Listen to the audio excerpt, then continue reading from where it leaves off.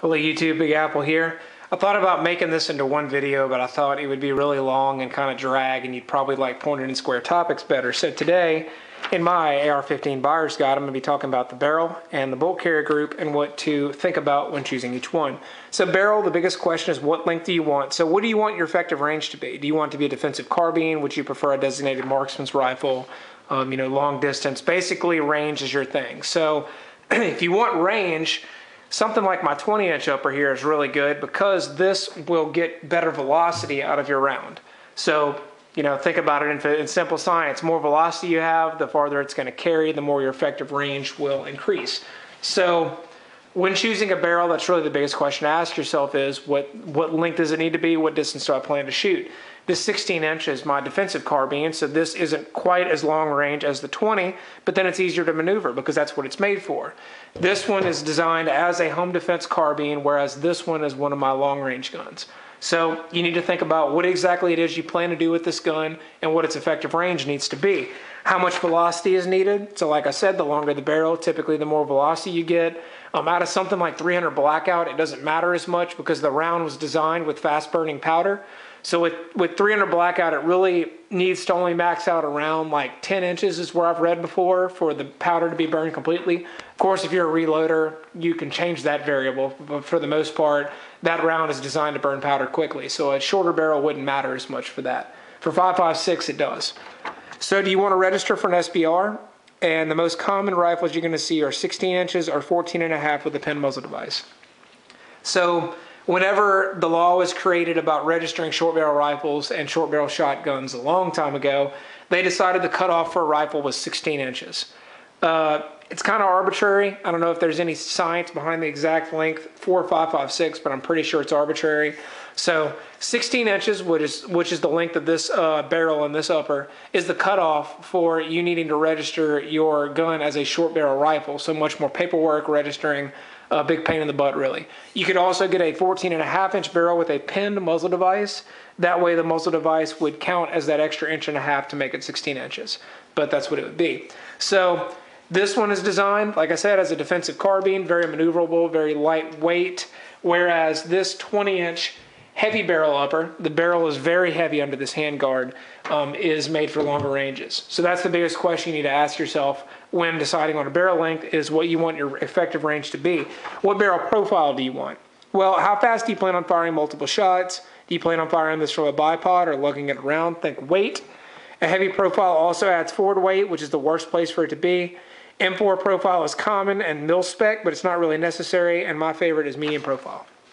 So, how fast do you plan on firing multiple shots? Well, a heavier barrel is designed really to dissipate the heat a little bit more. It also reduces barrel harmonics a little bit, but the main purpose of a heavy barrel is to reduce heat. So if you see, any belt-fed type guns, a lot of those are going to have a very dense barrel. That way that they can sustain multiple rounds of fire without losing out on accuracy too much.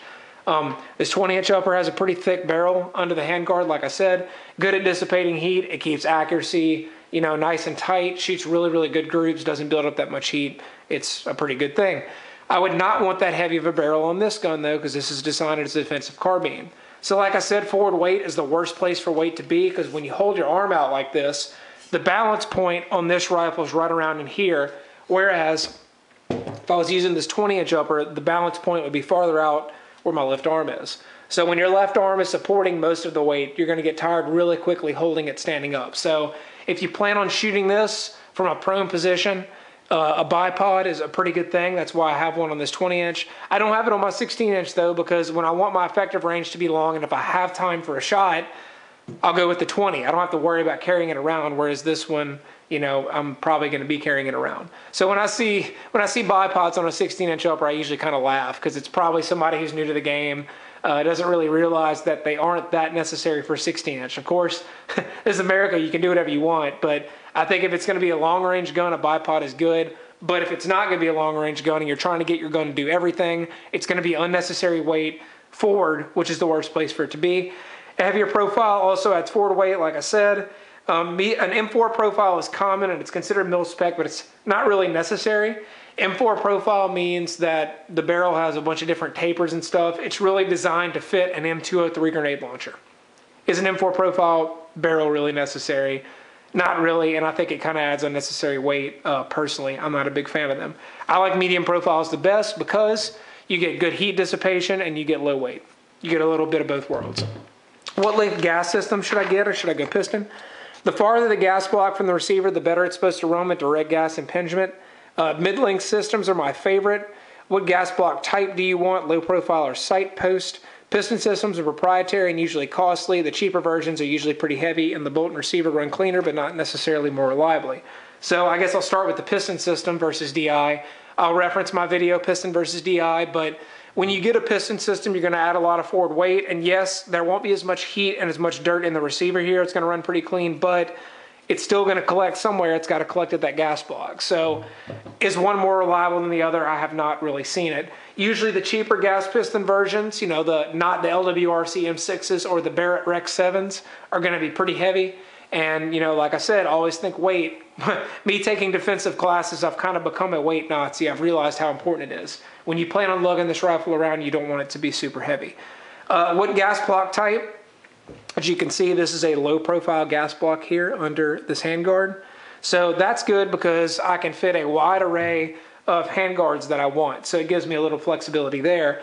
The fixed front sight post right here on my 20-inch, as you see, that is actually the gas block too, is good because it prevents you from having to buy a front sight, whereas this setup does make it to where I have to buy another front sight. So it doubles up there, but of course it can't go flat like a low profile gas block can. So it's kind of a balancing act. Which one's better than the other? I guess this gives you more options, but then again, you can also use that fixed sight post as a battering ram if you need to, because it's, you know, a solid hunk of metal. So it's really a trade-off. It's whatever you're looking for. Mid-length versus rifle versus carbine length gas systems. What a gas system length is really this length, from the receiver and the chamber to the gas block. So this is a mid-length gas system. I'm not sure the exact distance of it, but you know, in inches, but that's how far a mid-length gas system is. A carbine gas system, the gas block would be closer to the receiver, and a rifle length gas system, like I have on this 20-inch, because this is a rifle length upper, would be farther forward. I'm sure there are uppers that you can get in 16 inches that have a rifle length gas system. Technically, through science, they're supposed to be the most reliable because it gives the most time for that powder to burn and build pressure. But has one been more reliable than another for me? No, it hasn't. I've run a class with the SIG M400, which has a carbine length gas system, and then I've also run one with the Colt LD 6940, and I'm not sure what length gas system that is, but I know it's not rifle length, and they've been plenty reliable. What muzzle device do I want on my barrel? Well, you got compensators, flash hiders, and muzzle brakes. A flash hider reduces flash, a muzzle brake reduces muzzle rise, and compensators do a little bit of both. You want to weigh your need for flash suppression versus muzzle rise and volume. A muzzle brake can deafen those to your left and right, or you if the gun is really short. So if the gun is super short and you have a thick, you know, a big old muzzle brake on that thing, if you're shooting an SVR with a big muzzle brake, it'll almost rattle your teeth how loud that thing is. I mean, they are really, really loud, a lot of side concussion. Whereas a compensator lessens muzzle rise and reduces flash a little bit, but it's not great at both of those things. It's okay at both of those things, but it's not great. This is just a flash hider. This is not a compensator. Yeah, just reduces flash. There's really not much else to say there. A muzzle brake's not really necessary on an AR. People like it in competition because it prevents muzzle rise. There's not a lot of recoil impulse from a 223, but if it prevents muzzle rise, you can have quicker multiple shots, and that's why people like that. You can also get a muzzle brake or a flash hider that comes pre-threaded to accept a suppressor. So if you want to run a suppressor on your rifle or like a 300 blackout build or something, it would be smart for you to get one of those muzzle brakes that can fit both of those. Bolt carrier group. You can get a regular AR15 carbine type or an M16. There are some others. Do you need to operate a select fire sear? Do you want the bolt carrier to be coated, and does it go through individual testing or batch testing? So an M16 bolt carrier, I'll reference my cryptic bolt carriers video, and there I show you why it can operate a full auto sear or a select fire sear. That's really the only difference in an M16 carrier that I've seen. Cryptic carriers are also individually tested and not batch tested, so they have some different types of testing. I talk about those in the video.